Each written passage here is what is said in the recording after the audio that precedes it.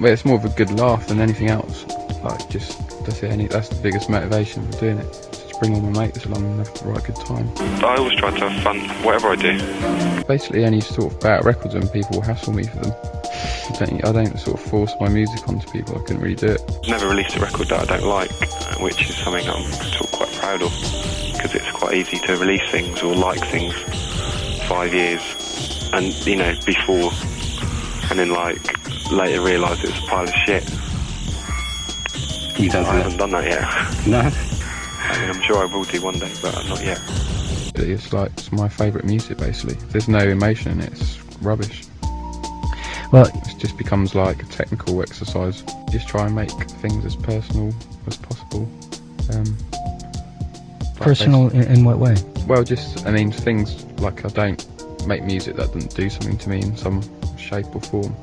Basically, otherwise it's a waste of time. It's got to like affect me in some way when I listen back to it, or when I'm making it. And that's the only sort of underlying requirement of any track that I do for me. I only make music for myself. It's a relation between just me and making music, and there's no other factor that interrupts it at all. So press and what anybody else says is totally irrelevant. I don't give a shit. Whatever you want to call me. What would you be? Would you like to be? I just do what I do, you know. I mean, I'm not interested in labels or, you know, whether people buy the records or what. I just do the music I want to do, and if people buy it, thank you very much. But, you know, it's not an important factor. I don't really like only release records to make a living.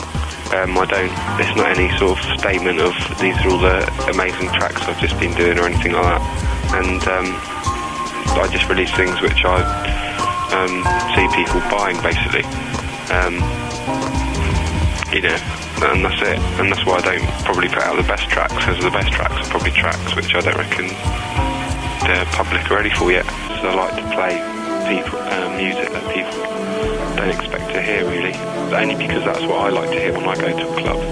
I don't want to hear music which I've heard all the time and I've got completely bored of. I want to hear something new that I haven't heard before, and that's what I try and do when I DJ.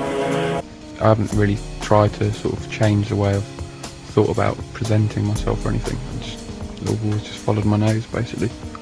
Done things instinctively. Split into about half at the moment, going into the studio just mucking about and not really knowing what I'm going to come out with, and the other half is sort of knowing exactly what I'm going to do, sort of song-wise and stuff.